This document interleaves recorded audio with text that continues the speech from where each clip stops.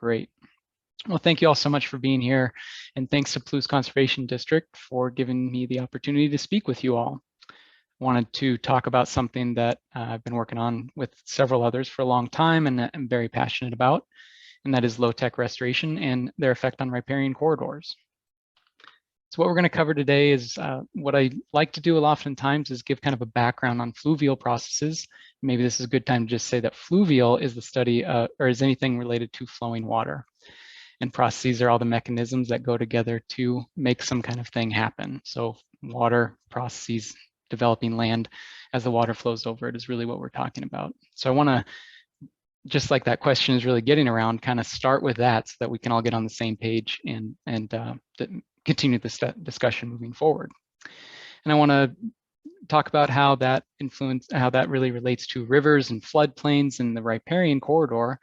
And I should probably define riparian as well. Those are the water-loving plants and plant species that live next to waterways, whether it be lakes, ponds, or rivers. And it doesn't have to necessarily be macrophytes that are actually living within the water. It'd be just those species that are heavily reliant on water and co-evolved with the process of water moving and laying on the landscape.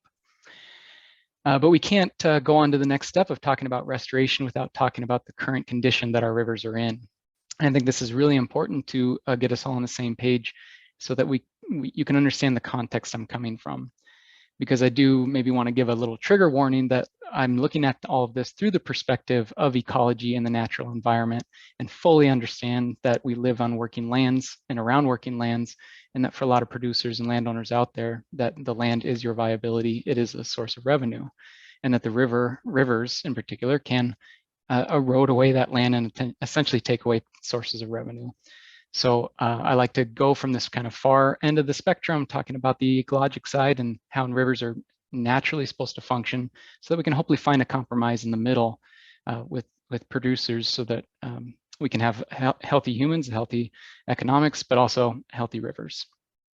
So then I'll bring it all home with discussing some of these low-tech restoration approaches and provide some real-world examples from projects that we've completed in the Pacific Northwest and how they can improve riparian corridors. So to start off, we're going to take a real big step back, and hopefully some of you guys have seen this hydrologic cycle before. Maybe it's been since high school or middle school science class, but the big picture is that water is constantly cycling throughout the globe. And this happens globally, but this also happens at regional scales, where you start off up here in the clouds, where that's all water vapor that gets condensed up and forms into the clouds. Eventually it gets heavy enough, dense enough, and it falls down as precipitation, coming down as rain or snow.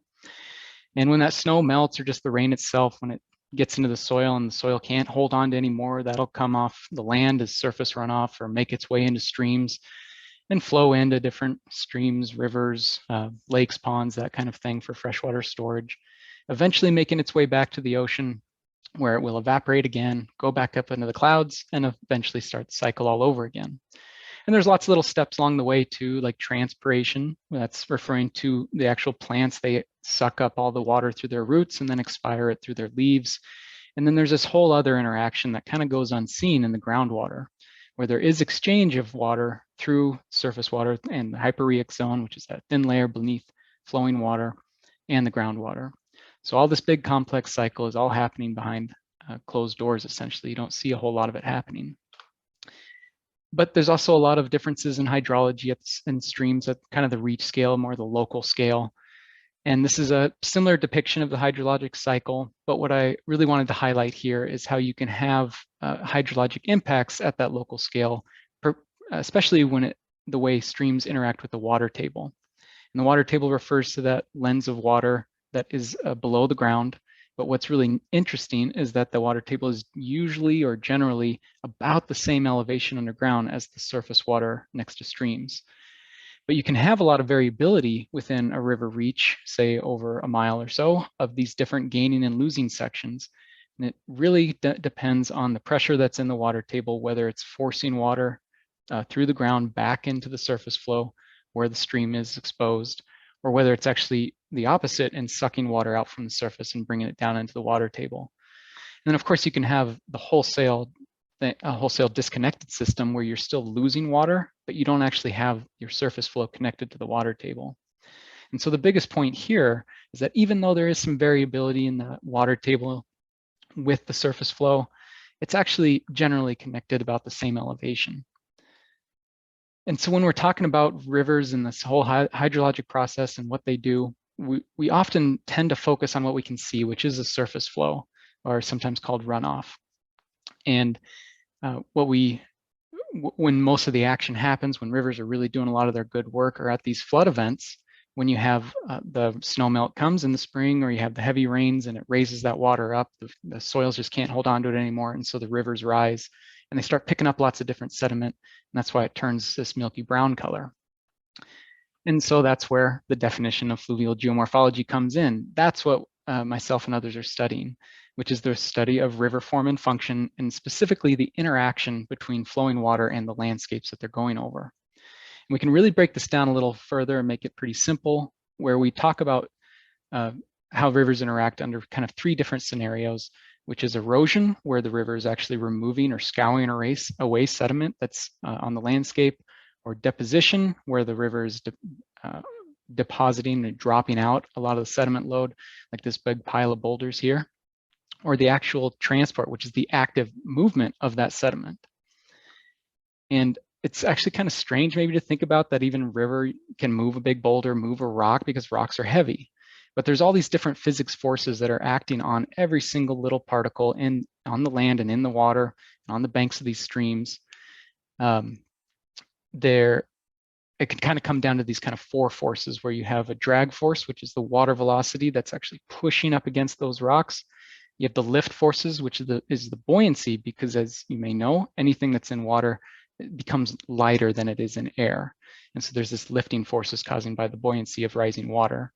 But then in the opposite direction, we have gravity pulling down on those rocks, trying to hold them down onto the stream bed or the bank. And then we have friction as that rock is rubbing up against other things in the stream bed and other rocks on the bed. And so what we end up having for these rocks to move is when those movement forces overcome the resistance forces, we get entrainment, which is just a fancy word for saying that we get mobilized sediment. It picks up the rocks or is able to make it move. And this is happening at all different particles, everything from little sand, little silt particles, all the way up to boulders. And really it just comes down to, if we want to oversimplify it, if there's enough water velocity, then it can make the rock move.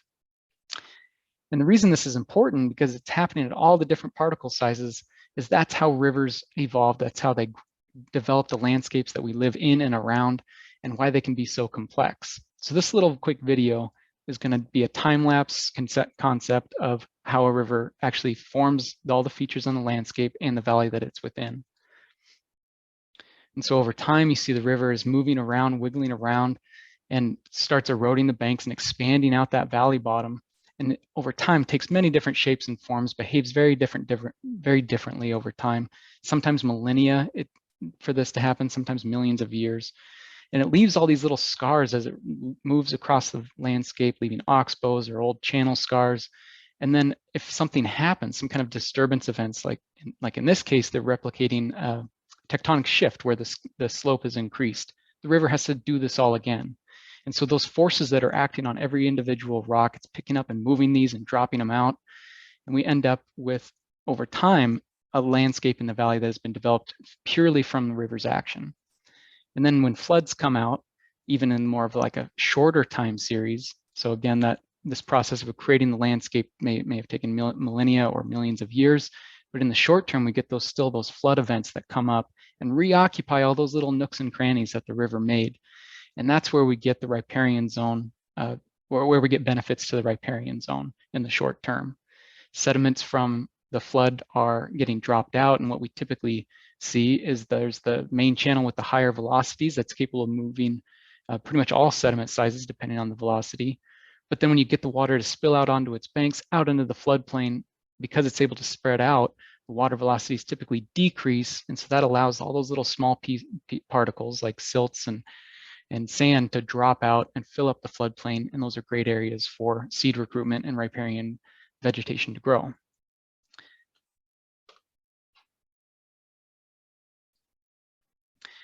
And so what the river is really trying to do here is it's going through and flooding and scouring away banks and creating new patches of land is it's trying to maintain a balance between multiple incoming parameters or inputs from upstream. And really, rivers are doing their best to use as little energy as possible to transport water and sediment from point A to point B, from upstream to downstream. So we can conceptualize this with what we call Lane's balance, which is kind of a fancy looking scale here. And these rivers are trying to balance essentially 4 different things.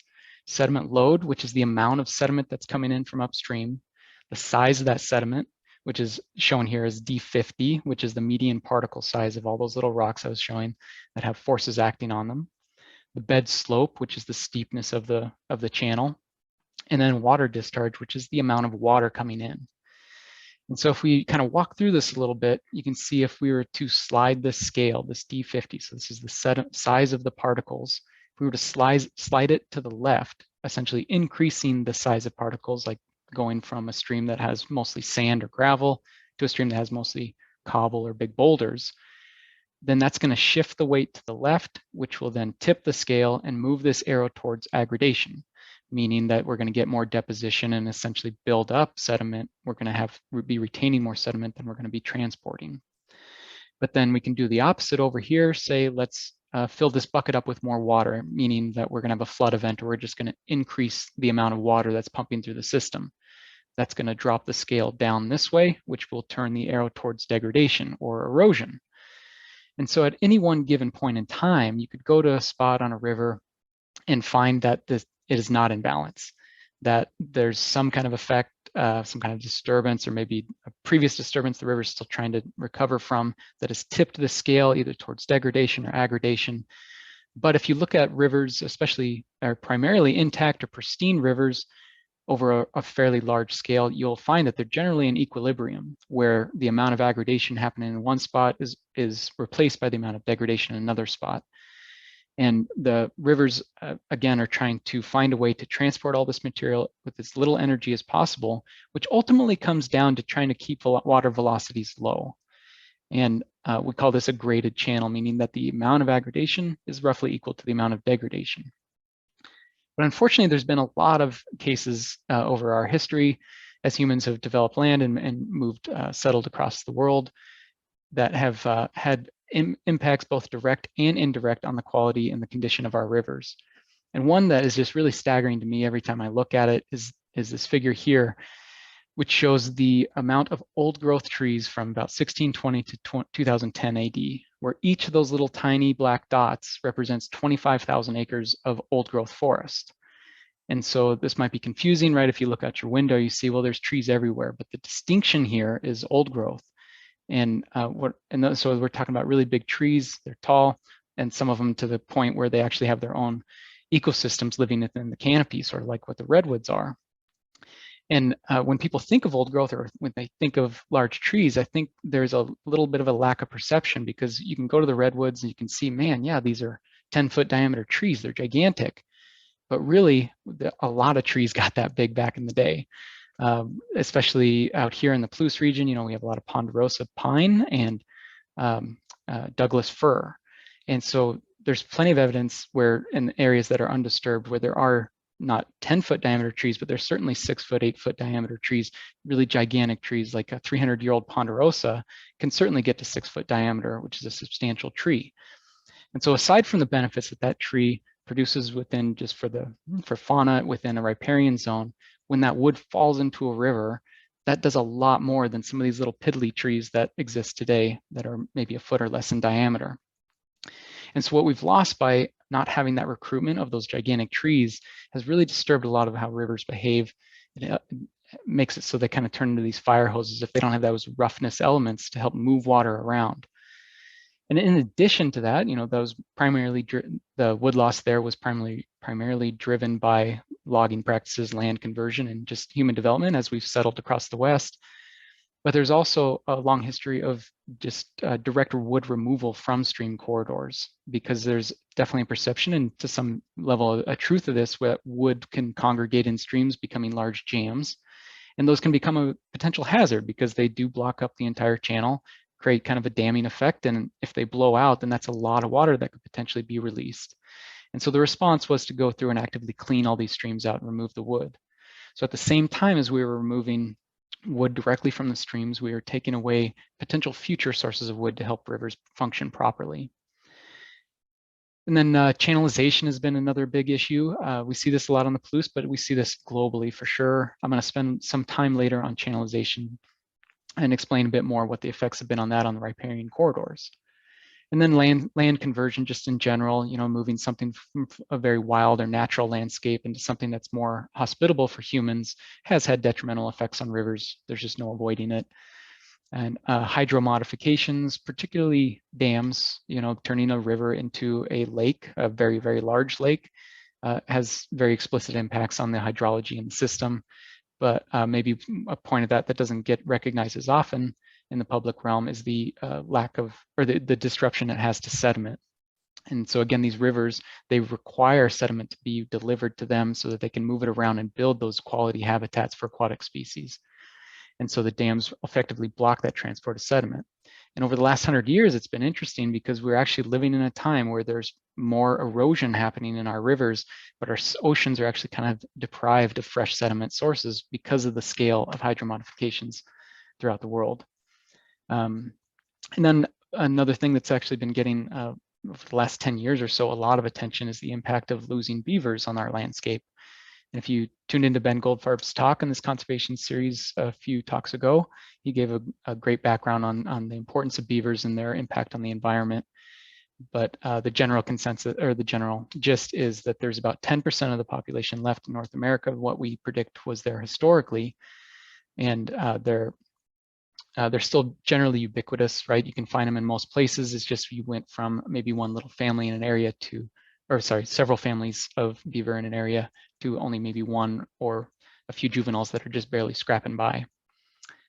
So all of these things have had quite a bit of impact on rivers, not just globally and not just in the United States, but also close to home. And we can see a lot of those impacts on the Palouse out here in our hometown. It's actually kind of difficult to see or understand exactly what the Palouse look like. There's a lot of stories, anecdotal information, a lot of legends per se, a lot of handwritten notes, very little any kind of like paintings or photographic evidence of what it really looked like. And as far as I know, I'm hoping someone after this talk could maybe point me into some more information, but this pictograph that gets floated around a lot, I think is the only depiction of what the Palouse potentially looked like at the time. And this was made in 1860 when they were walking out looking for, I think it was a better passageway across the West or something like that. But I think what you'd see, those of you not familiar with the Palouse, it's rolling hills. I think they call it the Tuscany of the United States. It's just beautiful area, but it has been converted to a lot of dry crops, wheat and lentils. And so it still looks beautiful, but it definitely changed the ecosystems from what you see in this pictograph with a lot of trees and shrubs and the wildflowers that the Palouse is known for. But in addition to this, we have these GLO surveys, the General Land Office surveys, where surveyors actually marched across the West and were surveying all the township ranges and sections for mapping pretty much everywhere. And as they did that, they were also mapping prominent features like rivers and waterways. They're doing mountains, buttes, things like that. They're also writing where areas had good potential or good economic viability for timber harvest by listing species and the locations, and fertile lands for agriculture. But what's really helpful for us as geomorphologists is looking at these is that every time they crossed a river, they would measure its width, and then oftentimes they would also write some notes about what they're seeing in the river. And so what we see in these GLO surveys is that there was definitely more of Palouse that looked like this pictograph than what we see today. Which includes a lot of healthy, large riparian zones, a lot of beaver activity, a lot of shrubs and stuff patches here and there. And then what I found very nice to see, I guess, is that there were large ponderosas that they were using as staking monuments measured at 3 to 4 feet diameter. And so these are the large trees I'm talking about that used to exist on the landscape that even in our home area here no longer exist, or at least are quite rare. And they also commented, of course, on the beauty of the Palouse with the bunch grasses and the rolling grasses and just the beautiful wildflowers everywhere. And so I want to come back now, though, to just what this really means for riparian corridors, these are kind of disturbances to rivers, and use channelization as an example, because this is just a rampant thing that has happened over the last probably 150 years in the United States, but it's been a mechanism that humans have used to help control water, help distribute water for probably, I don't know, however long humans have existed, right? We've been trying to tackle nature. And so essentially what this is doing is taking a sinuous river, a river that once kind of meandered across the landscape, and putting it into a single thread channel that's more or less perfectly straight, so that you have a more efficient conveyance of the water moving through, and help drain lands that make them more viable for other uses, and to control flooding, help make it so people can be safer. So there's a lot of good reasons for doing this. It's just the implications and the effects on the natural environment have been pretty stark. And so I want to walk through what this really means, and the biggest reason why this is causing problems in rivers is that it results in a higher slope in the river. And if you imagine, sorry, excuse me, we can easily calculate slope by just doing rise over run, which rise would be the difference in elevations at a start and end point, and then run would be the distance between those 2 points. And so if you took, here we got the starting elevation up here in green and the ending elevation in red, just assuming it's a 1 meter drop in elevation between these 2 points. But if we had the sinuous river between those 2 points, we'd have about 500 meters long. But if we channelized it and made it straight, that suddenly becomes 100 meters long, but our elevations didn't change. And so by using our simple calculation, 1 divided by 500 or 1 divided by 100, we end up with a difference in a 0.2% slope and a 1%. And so if you kind of think back to that Lane's balance diagram, by increasing the slope, we're increasing degradation. We're increasing the propensity of the river to erode away sediment. And if a river can't erode side to side, it's going to erode down until it hits something that stops it.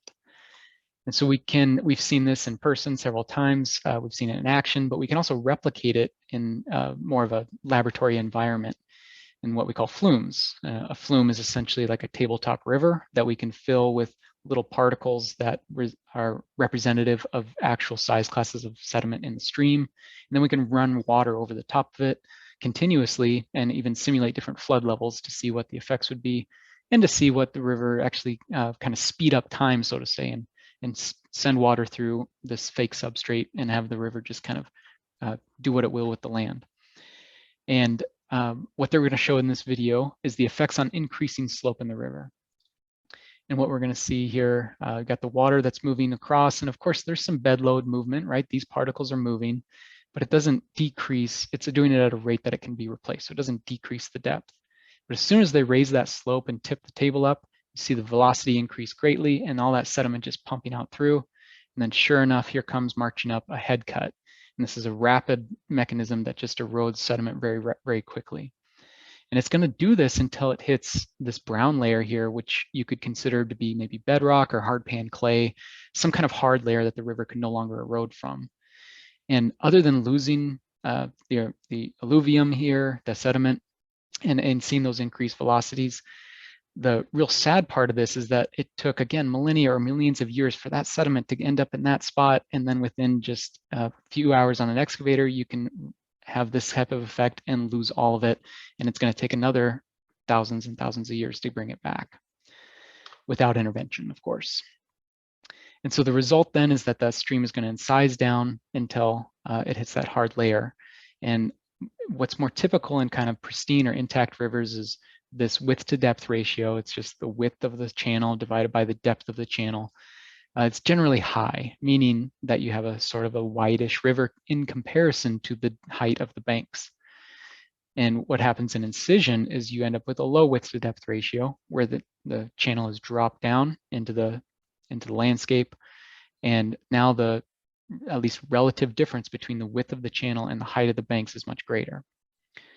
And that's looks like what you'd see here, more like a ditch or a roadside ditch, something like that, or a channelized stream. And the reason that this is an issue is that, again, if you think back to the water table, that's where the water is about that elevation. So it dropped down, and now those little plants and everything out on the landscape don't have the ability to reach it. So the water can't also, during flood events, reach out over top and reduce some of the energy that's being pumped through there. But I don't want to mislead you to think that there aren't any rivers that or streams that naturally exist like this, because there are. Where you typically would find them, it's very, very specific cases where you'd see a river that has a very deep channelized cross section like this. But you see them pretty often in things like meadows or sometimes in arroyos and deserts. But the difference there, especially in the meadow systems, is that they typically would come with a very high sinuosity or meandering, so that they're able to be locked into that really simple square rectangle channel. But because they have that sinuosity, they can keep that slope low and keep the energy low. And so the difference then is that you can't necessarily have a healthy system that's going to have this low width to depth ratio if it's a straight shot. And so again, the impacts of this on the riparian area and the water table is that it's going to drop it down. And in the high width to depth scenario, you have riparian vegetation that can get their roots close to the water table if they're living next to the stream. As soon as that drops down, they go high and dry. And even if this were to happen, over a very long period of time, there's plenty of riparian species that have very deep roots, and they could grow down and follow, kind of chase the water table down. But in actions like channelization, it happens so rapidly, you lose all that water elevation very quickly. The roots are not going to be able to grow fast enough to keep up with that water and be able to continue growing. So there's no reason that we should expect in these scenarios to have healthy riparian corridors. But in addition to kind of anecdotal information and theoretical information, we can model this stuff at this time, where we can actually measure this stuff. And it's really a cool time to be alive and for scientists and people who study rivers in particular, because of things like LIDAR. And LIDAR is light detection and ranging. And in simple terms, essentially, we're flying a fixed wing aircraft, a real small airplane at relatively low elevations. And the airplane has a device on the bottom that's shooting out millions and millions of lasers down onto the ground. And based on the time that it takes for that laser to come back, reflect off of something on the ground, and come back up and get detected by the airplane's system, that's representative of the elevation that is down on the ground. And so the result that we get is these beautiful, high resolution, extremely detailed maps of continuous elevation across very large scales of the land. And there's lots of this freely available from the Washington Department of Natural Resources. And there's other patches throughout the West that are more privately available, or maybe if you ask the right people, you can get it. But this spans, as you can see, quite a bit of Washington, including our Palouse here. You can see this squiggly line, that's the main stem of the Palouse. Got the Snake River down here. There's Moscow and Pullman. You can even see this ridge here, that's Kamiak Butte. You got Steptoe Butte over here.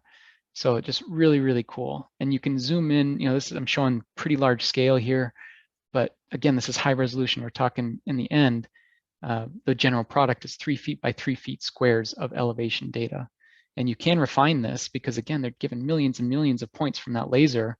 So if you have the raw data, you can actually get even more detail. But if we want to take a closer look at here, and I wanted to look at a local example to help really drive home this idea of what channelization does to rivers. So this is a near stream out here on the Palouse, and we have what we're talking about here, a channelized stream up here that's been put into this artificial channel, essentially what you'd call a ditch at this point, but it's pushed the water and keeps it only in this channel, even though we have a relatively wide valley bottom here. And this is the exact same data that I was talking about. Every little tiny cell in here has elevation associated with it. I just added color to it. So the yellow is a lower elevation, the red is a higher elevation, and this orange and this green color is somewhere in between. And the exact elevations don't matter right now, so we'll just leave it at that. But then when you look at this ditch here, you can see that it's actually has another color at the bottom, right? It's blue, so that's going to mean it's going to be much lower than this yellow. And then over on the margins, you can see some orange too, meaning it's higher. And those are standing out to me as probably levees or dikes that help hold the water into that channel. And so the big difference here right away, right?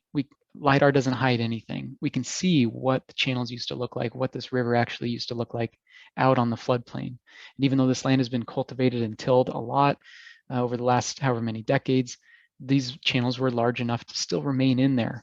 And so we can look past the current land use and see what used to be, sort of like a view into the past.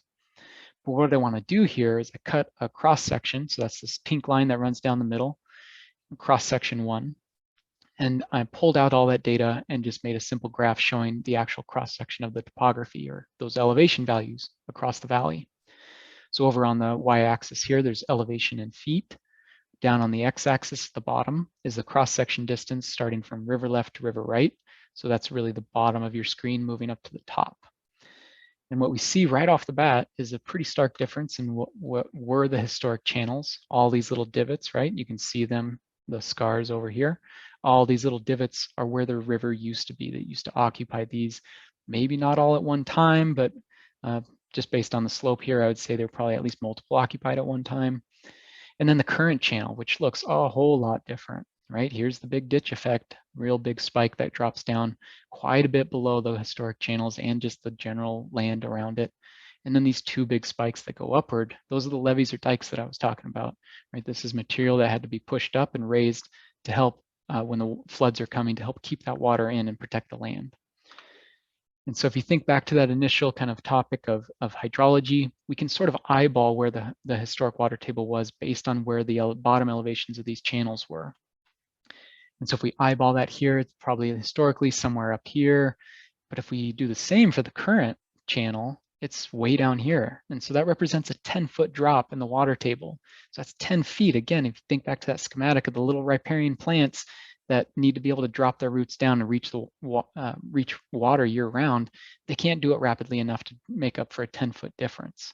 And so I took this one step further, and really what I was showing you here was not just the topography, but that was the interface for a hydraulic model. And a hydraulic model allows us to run scenarios of real flows over a landscape using different parameters and really complex equations. Luckily, I don't have to know those equations, wink. I just run the software, and that's not entirely true. But we can still play some games here. And I did this as a very rough proof of concept. So if this was going to be a real model, we'd have to do all kinds of validation and calibration to make sure that it is true to life. But really what I wanted to show here is use this. I wanted to be able to show the differences that this has on the actual conveyance of water and the potential area for riparian to grow, and the difference between these current and historic channels. And so the colors here, I ran 2 different flows on both sections. The low flow is really not like summer base flow. It'd be more of a maybe 1-year flood event, the type of flood event that statistically happens nearly every year. So relatively high, but not damaging or anything. And then a high flow, that would be more representative of maybe a 10-year event. And so those are color coded by orange and yellow up here in the current channel, where orange is the lower flow and yellow is the higher flow. And what you can see right off the bat is that there's really no expansion, right? It's that real narrow channel. And so it limits the water to just, even though the flow is quite a bit higher, it doesn't have any room to expand either left or right and kind of infiltrate that water out into the landscape. But that's in stark contrast to these blues of the historic channels, running those exact same flows, just ignoring this channel and letting it go across the existing channels. And so the low flow is in this light blue, the higher flow is in this dark blue. So even at the low flow, you see a lot of those channels are occupied. You even see some floodplain connection, but then a huge burst at the higher flow, covering almost the entire valley bottom. And what that amounts to is a roughly 99% reduction in the total width available to the river. And thus, that's a 99% reduction of width available to the riparian corridor. So even if this elevation, the water here in this channelized area was high enough for riparian to get to, it doesn't have the flood width or the bandwidth to expand out and create a healthy and lush riparian corridor. And so taking that one step further here, this same cross section now just with those flows on there.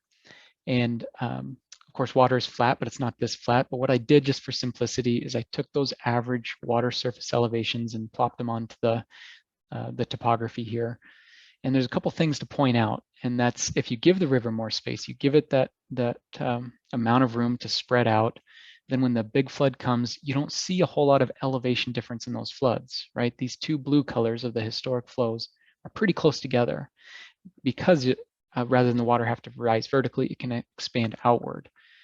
And that's in pretty stark contrast to the current channel where it only can go up.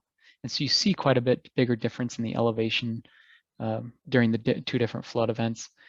But what's really interesting is this matches up pretty well, with our eyeballing of the water table where there's still that 10-ish foot drop, but also that even when there's the larger flood coming through this channelized system, that you're not getting making up enough elevation where the roots of the riparian vegetation can still get to it. And so this has had, these types of effects have made us really look at rivers, I wouldn't say necessarily in a different way, but really focus in on more smaller areas, because there's a difference between the valley and the valley bottom. And I assume everyone's probably familiar with the valley. It's really just that flat area that's in between the hill slopes. But then the valley bottom is within the valley, and it's really more of the contemporary area or the modern area that the river has access to. So the valley bottom includes just the channel and the modern floodplain. And so thinking back to that video of how the river has moved across the landscape and created all these different features out there, things like terraces and fans are completely natural and are going to naturally constrict the amount of room available for the channel and the floodplain. But then there's things like, land use impacts and things like levees and dikes and agriculture, anything building that's going to put further constrictions on there. And so this limits the amount of room that's available for the river to do good work, and thus available room for the riparian zone to grow. And vegetation plays a very important role in how rivers function and how they behave. And one of the big important ones is that they provide natural resistance to flood events. The roots themselves can help keep soils and rocks and things on the banks cohesive, so that when the floods come and start eroding away out there, they're bound together quite a bit better. And the stalks of woody plants and even just the actual foliage of non-woody plants themselves increase the roughness and kind of disturb, make a lot of little turbulence on the bottom when there's flood events, so that it can slow the water down a bit enough to where it doesn't have a ton of scour. And of course, that's obviously, if there's a 100-year flood event, there's not really anything you can do about that. That's enough power to cause whole-scale valley-wide change in some cases. But it also provides a lot of benefits for nutrient cycling, not just protecting the stream and waterway itself from excessive nutrients entering into the water and affecting aquatic species, but also when it stops all those nutrients, it can be uptaken through different organisms, including plants or microbes that can actually process that material instead of it getting into the water column and into more sensitive species. And then when those plants die, of course, they become detritus and can be brought up by primary producers and turned into lots of other good things and incorporated back into the circle of life. And there's definitely a feedback loop between vegetation, riparian vegetation, and the rivers themselves. I'm going to talk a little bit more about this, but essentially, the riparian vegetation co-evolved with rivers, right? They work they work together, and so the natural recruitment and seed dispersal and reproduction of a lot of these species is dependent on these rivers moving around. But then, of course, not necessarily in this picture shown here, but in rivers that are heavily forested, have canopy species like trees, when they die or get wind blown in or whatever, they fall in, they form jams, and all kinds of magic can happen by helping disrupt the water velocity and create those zones of erosion and deposition and create good habitats. And so I wanted to show just a benefit of vegetation, particularly when it comes to stability. And of course, you can get maximum benefit by concreting a channel or riprapping it to prevent erosion. But vegetation alone, especially a healthy vegetation corridor, can provide a lot of stability to river channels as they're trying to navigate through the landscape. So this is another flume experiment. Rather than looking at this from the side, this is looking at it from the top. And what we're going to see here is we have this meander bend up here and another one down here. This one, they put in little artificial trees to represent vegetation. And then down here, they didn't put anything. And so they're going to run just a meager amount of flow through it. And then they're going to do 3 flood pulses. And so you'll see water flowing through, but there's also this blue dye that they put in there that's going to be pumping through. And so if you see pulses in blue dye, that doesn't mean a pulse in the water, just letting you know, that just means it's a pulse in blue dye so we can see the water a bit better.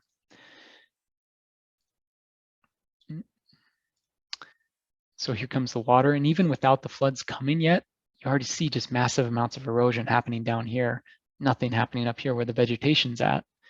But here pretty soon we'll get a flood pulse right here. So bam, that just really blows out the area very quickly on both meander bends down here without any vegetation. And yeah, we lost a little bit of sediment up here where there was vegetation, but it held it together much better where there was nothing. So here comes flood 2.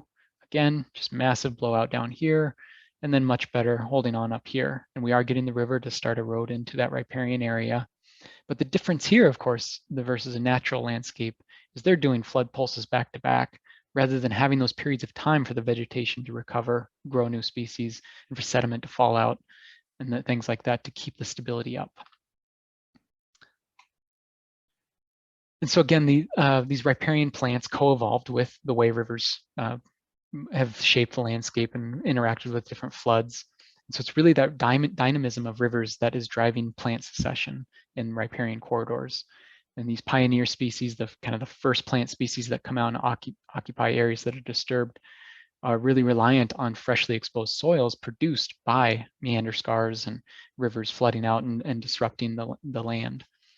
So this paper is really interesting. They tracked a few events going from 1967 to 2014. And all of these colors here, I should walk through them. The blue is water. The white is bare soil. There's a real tan green that I understand is probably going to be hard to see on your screens, but not tan green, a very light green.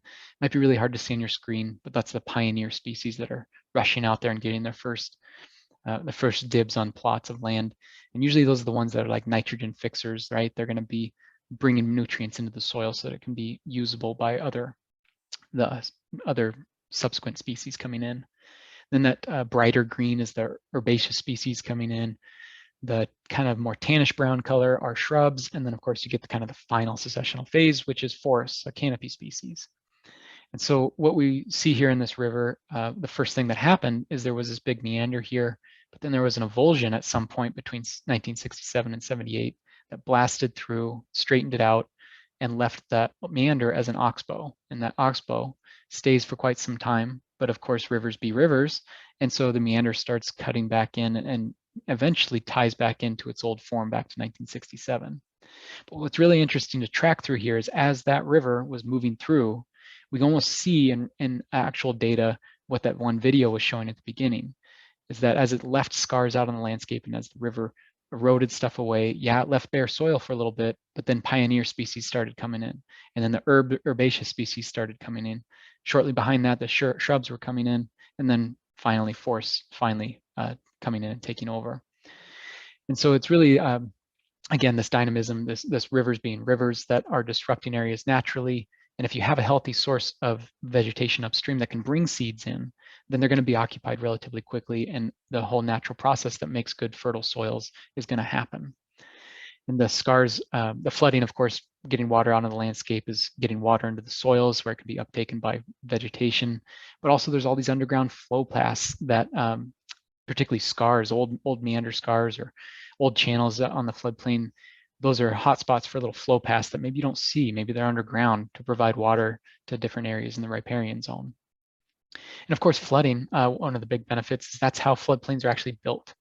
Again, I mentioned at the beginning that water velocity is typically the highest in that main channel.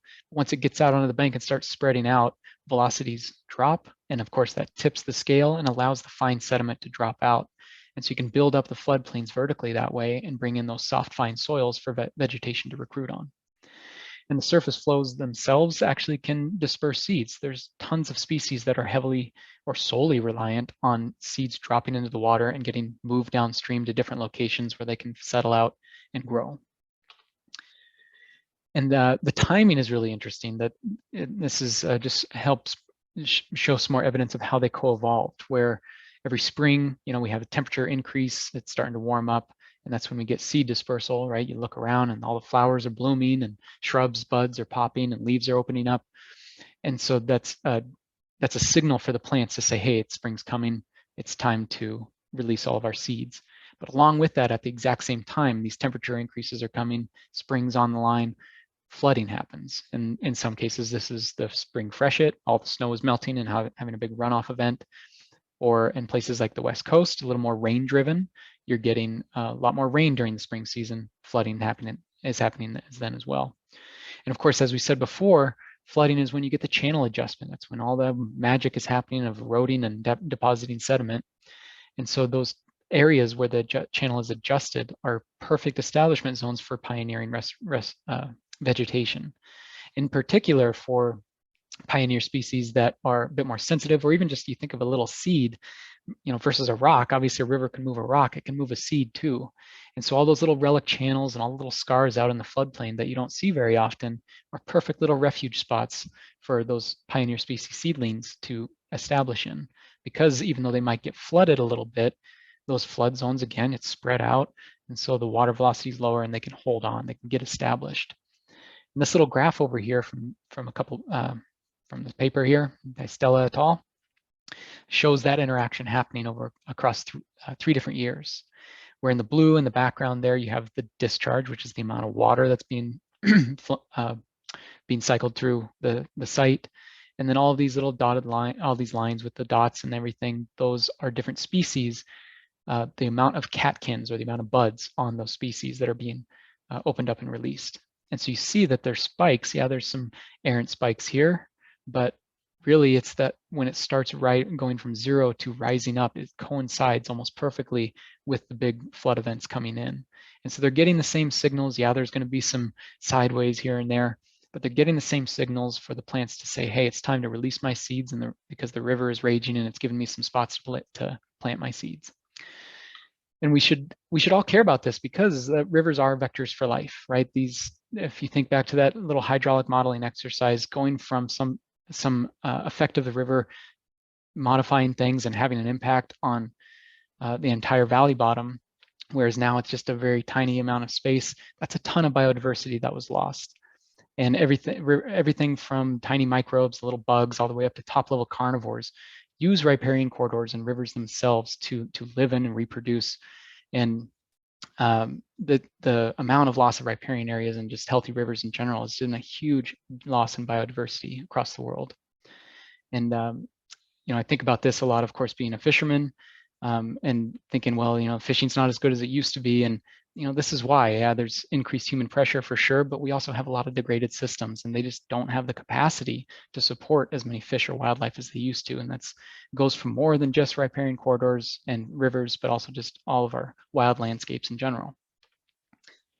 So I may have painted a kind of a dire picture of the status of rivers, of course, but it's an uphill battle, and people have been working for a long time at doing this. And in fact, actually, a little fun fact is Albert Einstein's son was a fluvial geomorphologist. And so a lot of the equations that we use in hydraulic modeling, a lot of the theory in geomorphology came from Einstein's son himself. So this is not a new practice, from kind of the restoration side, it's a little newer. And we've been learning a lot over the years. Restoration kind of stemmed from engineering practices where we are trying to protect ourselves and protect the land from rivers, and using engineering solutions to figure those out. And that paved the way for sure, but in some cases led to a little bit of detriment where we kind of locked rivers into a scenario where they can't ever move or change. And so we can't get back to the high level of biodiversity that we used to. And so sort of this new movement or newish movement is more of a focus on fixing the processes of rivers as they used to get them back closer to how they used to be. And I use the word specifically here, actually rehabilitate fluvial processes, because when we talk about river restoration, it's a little nebulous, but restoration implies that you're actually getting back to some previous state. And it's pretty clear in a lot of these systems that we're never, at least in our lifetimes, are not going to get back to the previous state, but we can still make it better. We can make vast improvements with, in some cases, very little effort to fix those processes and hopefully live the rivers and the riparian corridors in a state where they can self-sustain and take care of themselves without any more of our intervention. And so ways to do this, I've highlighted here a few big ones, are to promote local overbank flows, right? We want to be able to get the water out onto the floodplain and let it flood, let it do its good work. We want to slow water down and retain sediment. As I mentioned before, you can really lose a lot of sediment that took a long time to get there and maybe not get it back. So we want to slow that down and allow the river to expend as little energy as possible. And slowing that water down also increases the amount of infiltration, where we can get the water to go back into the soils, keep that water table high so we can store more water inland, because we're losing water with all the channelized rivers and hydro modifications, we're losing water at a rapid rate. And that's great for protecting infrastructure, but it's very damaging to the natural environment. We can also improve vegetation recruitment by providing seed source zones, by having natural healthy stands of vegetation so they can naturally bring either vegetatively growing chunks of plants down or distribute their seeds. We can also increase bank resistance naturally by increasing the vegetation and riparian corridors, and just overall improve vegetative growth. This makes for prettier landscapes, makes for healthier landscapes that all creatures of all sizes can use. And so ultimately what this means, this process-based restoration idea, is trying to return to dynamism, allowing rivers to be more dynamic, more wild. And obviously we can't do this everywhere. I'm not necessarily gonna put my house right next to a river that's flooding constantly, I get it. But there's lots of cases where there's not impacts to infrastructure, and so we could really rewild these rivers. And so one way of doing that is this, finally get into these low-tech approaches. And I briefly explained their process-based restoration, but the low-tech side is kind of moving away from the engineering approaches where we are trying to work with those fluvial processes, and we choose resiliency over stability. Rather than trying to lock a channel in, we're trying to give it the tools it needs so that it can be more resilient to large-scale events like flooding or fires or anything that would cause pretty large landscape issues. And of course, part of this then means that you would have to be able to embrace uncertainty. One of the values we get from engineered projects is that we have a lot more certainty because we're using a lot of math and modeling to kind of predict what would happen if we make some modifications or, for example, add wood to a river. But in this case, we're skipping a lot of those steps and saying, you know what, river, here's the tools you need, go ahead and flood. And with some prediction, we'll know about what will happen, but we're not going to say exactly what will happen. We just know that this is what the river used to have. Let's give it back to it and allow the floods to do good work. And so we're really kickstarting those processes by adding wood or increasing vegetation. And so we get short-term habitat benefits by just simply doing things like placing wood in, right? This aerial drone photography of these different wood structures are providing pockets of slow water that fish are going to congregate to when the water velocities are really high and they can protect themselves. It's also pushing water out here onto the floodplain to get, again, access to the riparian vegetation. But then really what we're looking for are those long-term benefits where it can be self-sustaining and it can take care of itself by keeping a greater distribution of wood, for example, in this scenario, so that it can have those areas where it's allowed to erode and deposit and create really dynamic and bumpy habitats along the riverbed. And of course, just like embracing uncertainty, part of this means that you do have to give the river some space to move. So again, probably not applicable everywhere, but there are lots of places where these types of approaches can be highly beneficial. And there is a design manual available that explains a lot of this in detail that was put up by Utah State University. So if you're interested, I encourage you to take a look at that. It goes into a lot of the background and principles of why there's this movement towards process-based restoration and provides quite a bit of detail on how to implement it yourself. But one of the big things, one of the big drivers of the low-tech approaches is that we rely very heavily on hand labor. It's get out there, get your hands dirty, really work with the land, shovels, picks, all those kinds of things. About the only real heavy equipment that we use a lot are these hydraulic post pounders. We have a 60-pound driver connected to a hydraulic power unit. You know, we use ATVs, of course, because we're not crazy. We're not going to be hauling around all the wood and posts and everything by hand. But we also use a lot of these non-treated wood fence posts. And so that's where our stability comes from. And rather than trying to engineer a solution that's going to be stable, we know that these are going to fail at some point, or if we put enough of them out, the number that failed maybe doesn't matter as much. And in some cases, we actually want a little failure because again, it's those disturbance events that are going to cause some really dynamic habitat. But in general, what we do is we use that driver to pound posts into the ground, into the stream bed, and we'll add either wood or a different slash. The Beaver Dam analogs, we use a little different method, but we're using that the fence post driver to get those fence posts about 2 to 3 feet deep into the ground, sometimes more. And we add all that material, and then we'll add some more posts to really lock it down and hold all of that material down in place right up against the stream bed. And it's important to have it right up against the stream bed because, as you saw in the flume video, all those little particles, the bed load, is moving across the bottom. And so if we get a lot of good hydraulic purchase on the bottom, it can capture all of that sediment and create higher zones and lower zones, essentially making pools and bars. And so these ones, just like that picture there, these are called the post-assisted log structures, or PALS. And through a lot of trial and error, a lot of projects, several theses, we've come up with quite a few predictable responses when we put these things in the river. And essentially the same kind of thing. We pound posts, we put in some wood, but based on the orientation that we put these at and the height that we build them at, we can get pretty predictable responses of erosion and deposition. And we can even use them if we expand across the channel wide enough, we can really push water out onto the floodplain and get that connection back. And so here in this diagram, you see blue is deposition and red is erosion.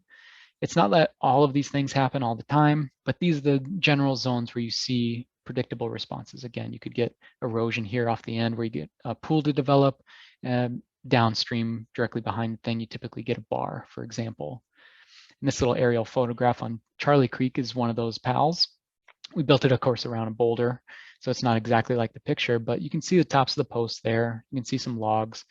And definitely after a high flow event or two, there's our scour pool. The boulders are here, so maybe we didn't get that bar. But these responses, again, are fairly predictable. And so we can manipulate these different configurations around to, even though we're not engineering these, we can still have a pretty good idea of what's going to happen if we put them into the river. And what we're really trying to do, we don't make modifications to the bed or anything. We're not trying to build some kind of channel form that we're going to hopefully maintain. We're, again, just allowing the floods to come and let them rework the channel. And so we're reliant on those floods to come to actually have something good happen. Otherwise, all we did was put some wood in the ground, right?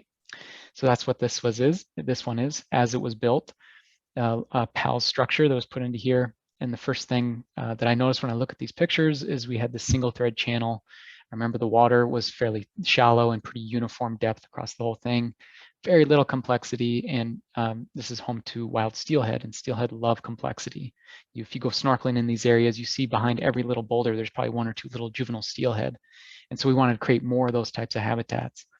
So after so it's actually a couple high flow events, we've got some really good responses, and the responses were actually really drastic here, where we had some erosion around the back side of the structure, had some erosion off to the side. We have a nice little pool here. There's some deep area underneath the jam.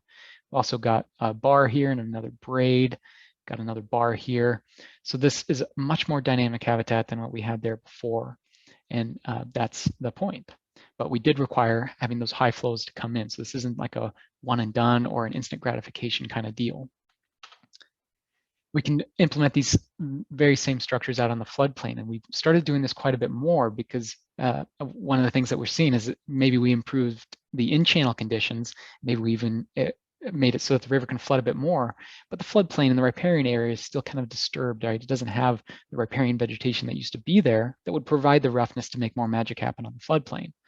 And so we put these same structures out there just to provide that roughness, essentially mimicking log jams or trees that would have fallen if there was a healthy riparian zone, or even just pockets of shrubs, right?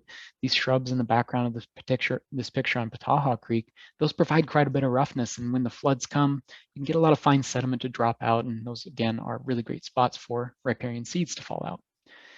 And so one of the fun things actually about these floodplain ones, not in the Cows Creek scenario, but when you have these finer soils, as long as you avoid the clay layers, the posts pound in very easily. And so really once the material is staged, you can essentially build each of these structures as little as 5 minutes. It's really slick. But in this scenario, it's a bit different. The landowner has done such great work here to try and bring this back up. It's a site of an old lumber mill, and so the soils are very compacted. Very difficult spot to work in. It was a bear trying to get these posts in. But it's the same idea here where we're just trying to get the roughness back out there so we can get the fine sediment to deposit, slow down the water, get it to retain in the soils quite a bit more so we can get that benefit from the riparian vegetation over time. Now, alternative structure that has actually gotten extremely popular. Just there's been a lot more light shown on beavers and the benefits that they provide in an ecologic sense. Obviously, beavers can be quite a nuisance. They plug up culverts, cause flooding damage. They eat vegetation like your ornamental trees. They definitely can be a nuisance. But they are also a major driver for geomorphic change and how rivers used to function, especially in places like wet meadows. And so what we're trying to do, if PALs were attempting to mimic wood jams, then beaver dam analogs are attempting to mimic beavers without having to actually have the nuisance part of having beavers in the area. And I would love for beavers to be everywhere, but I understand that, yeah, they can be a nuisance. And so if we're able to come back in here and get some of the benefits that beavers provide, then that's a suitable place for a BDA. And essentially what we do is very similar style. We're using those fence posts. We just pound them vertically though, rather than trying to cross them over to hold wood down. We're pounding them vertically, and we weave material in there. No big logs necessarily. Sometimes we'll pack some big logs down in the stream bed just to help capture bed load. But in most cases, we're using branches and conifer boughs to really plug up the whole area, make essentially a wall, beaver dam, create a pond upstream, and allow that retention of water upstream, and hopefully even get some water to scour around the sides or increase flooding out on the floodplain. Again, just mimicking what beavers do naturally. And we do put some material hanging off down the backside so that when the high flows do come over, they're going to spill over the top. And if we didn't have any structure back there, then the erosive action of those plunge hydraulics would start scouring out the backside of the posts, and you could have a failure. And so putting some material back there really helps that out. But in contrast to the PALs, where we're waiting for those high flow events to come for some change to happen, BDAs can be quite fun because you get almost instant gratification if you can really plug it up and make a nice dam. You get that ponding effect almost immediately. And here, in this case, in Pataha Creek, this is a fairly large, substantial pond here. It's not that it's that deep, certainly right up by the BDA, it's pretty deep, but it's that we just increase the amount of aerial extent of the pond or of the stream. And so again, all of this is putting pressure down into the soils to keep those soils wet, and so should benefit riparian plantings or riparian vegetation into the future. Here's another example of BDAs. This is up in Idaho, and this is a really interesting site because we had this little tiny stream that's going through the top of an old hayfield, but it's on top of a very, very thick clay layer. And so there's very little topsoil in reality, and then there's all this clay below it. And so the river doesn't have the stream power to erode down through it anyway. But it also means that when the water spreads out in meager flow events, it doesn't have the time that something like clay requires for the water to saturate down in. And so we put in some BDAs here, and we ended up with nearly a 10-fold increase in the amount of water width that we were getting by just putting these BDAs. Actually, the land was so flat that these BDAs are only about a foot and a half high. We're able to get that 10-fold expansion in the wetted area. And one thing I haven't mentioned on any of these is that in conjunction with doing these types of projects, we always do our best to give it heavy plantings. So you see in this photo, some sticks in here of plants that grow vegetatively. That'd be like willows and cottonwoods and aspen and dogwood, the types of plants that if you can literally cut off a chunk of branch and put it in the ground, and if luck is in your favor, that'll grow roots from just that cutting. And so we fill those in everywhere so that we get the short-term benefit again of trying to retain water and retain sediment and increase flooding on the landscape, but also get a little kickstart on the riparian vegetation, trying to get some woody species out there while we extended the amount of water period over the summer and throughout the year. And this is that same project, I think a different BDA though, and this is actually during a meager flow event, and we expanded again just greatly because the water level is already right there at its capacity. So then a little more water coming in really pushes it out there, and is returning this back to what it used to be, which was a wet meadow. And we're seeing a lot of great progress on these projects there. But what's really fun too, I love seeing this. It doesn't happen every time, unfortunately, but what we prefer to do when we can is to use those same vegetatively growing species like the willow and the cottonwood and the dogwood and the aspen, and use those for the weaving material of these BDAs. Because they can grow vegetatively, we can essentially get them to grow out of the BDA. So this one is woven with willow species, I think. And when we're weaving them in there, of course, they have access to water and then the sediment down at the bottom of the stream.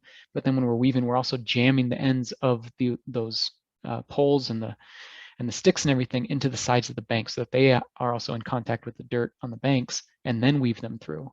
And so the result, when we're lucky, is that those all start growing. And this is just after one growing season here, all these fresh limbs and buds popping out. And then about 2 years later, essentially what we have is a living wall of vegetation. And the biggest benefit of this is not just having more woody species there, but it also replaced the roots and the structure of those living trees that are woven into there. Those become the dominant structure, the dominant stability driving force for the BDA. Because we are using those non-treated wooden fence posts. Well, we don't want to put all the chemicals that go into treating wood into the stream. So they are going to decay, they are going to break over time. And so if we can replace that using this method with actual living vegetation, then they can be what sustains these types of projects into the future. Now, I also want to talk about just one last structure type using these types of methods, which is a bank stability structure. And of course, some of you may be having your red flag going up. It's like, well, you just talked on and on about how rivers need to be able to move freely and erode banks and flood and everything. But now you're talking about bank stability. I mean, obviously, we live in the real world and we live near and on working lands. And so we do have to find compromises here and there. And just like I said at the beginning, even if we can't rewild all landscapes, we can still get drastic benefits by just minimal effort in something like this. And so this is a very common problem on the Palouse, or issue on the Palouse, is this type of erosion along the banks. Sometimes they're vertical, but the primary mechanism is called slumping, where we have all these beautiful loess soils that were deposited after the glacial Missoula floods. But in a lot of cases, those were deposited on top of a very thick clay layer. And again, clay is not very erodible. It's really, really tiny particles and they cling together really hard. Loess is just a tiny bit bigger and they're all loosey-goosey and they tend to just go with the flow. And so because the river also can't erode vertically into that clay layer, what tends to happen is those high flow events or the toe of the bank that come at the toe of the bank is right at the same interface of where the loess soils meet that clay horizon. And so you get this rapid incision, or not incision, but a rapid erosion right at the toe of the bank. It undercuts it and then ends up slumping down into the channel. And so it's really difficult in these situations to get riparian vegetation to establish, because every time there's a flood, you're just losing the bank and an area that would otherwise maybe have some seeds ready to go there. And so we can get some short-term stability by using these similar methods where we pound posts right up against the toe of the bank. We backfill it with a bunch of wood, logs, branches, and things like that, and then plant behind it. And so even if these don't last 5-10 years, it buys us enough years so that those plantings can get their roots established and grow and eventually, again, take over the primary stability mechanism. And then the little teaser here, just this additional thing, are these little picket baffles. And versus providing direct bank protection up against the bank, the idea with these is locally increasing roughness down on the bottom and an otherwise smooth bottom of the stream, so that you can slow the water down, get some fine sediment to deposit during those floods and build that up a little bit. And we have laid in there a bunch of vegetatively growing species just laid down and then kind of secured between the posts with biodegradable rope. And again, just trying to buy some time, get some sediment on there onto those species so that hopefully they become a living wall of vegetation. Just another example of this, you can really see what this is done when there's the whole slumping issue going on. And this is a really interesting site where you have a relatively confined channel. Down here you can see it, and then upstream you can see it as well, but then this big open pocket. And whenever you have a river in a situation like this where it goes from something wider to something narrower, you tend to get a backwater effect and an eddy effect.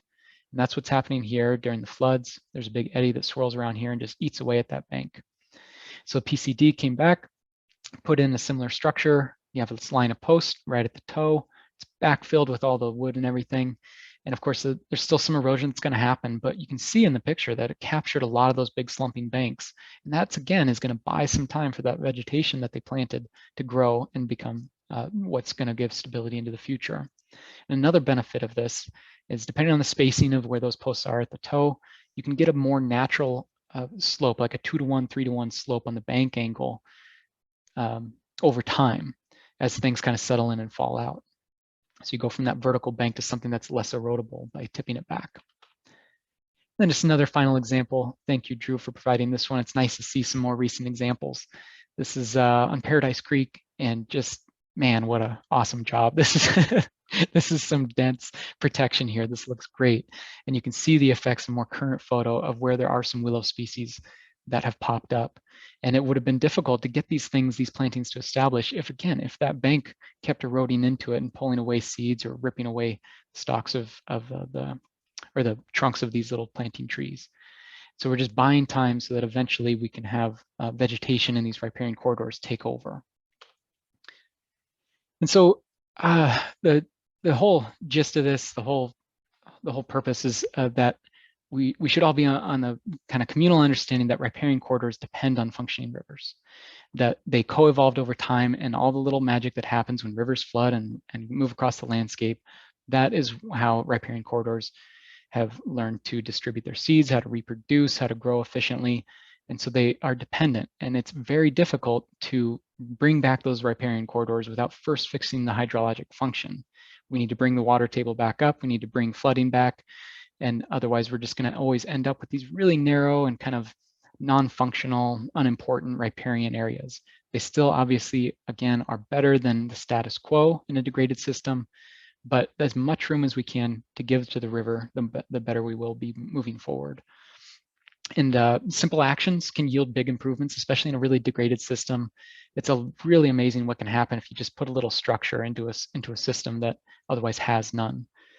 And I think it's really important to keep in mind that we should be working with what the river has provided, not just those scars in the landscapes as targets for potential planting or project opportunities, but also working with the flood and the way natural processes alter the landscapes. We can work with that at a cost savings benefit and a benefit towards making really good ecologically effective projects out there on the landscape.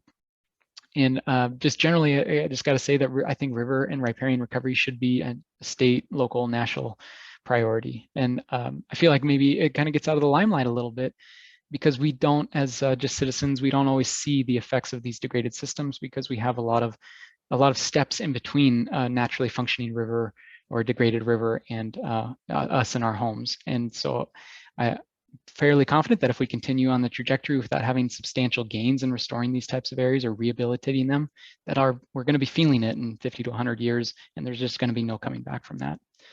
And so I hope that moving forward, we can all kind of band together and do what we can to fix riparian corridors and the rivers that are within them. So thank you all very much. Just want to wrap it up with saying that, and I really appreciate being here, and would be happy to take any questions.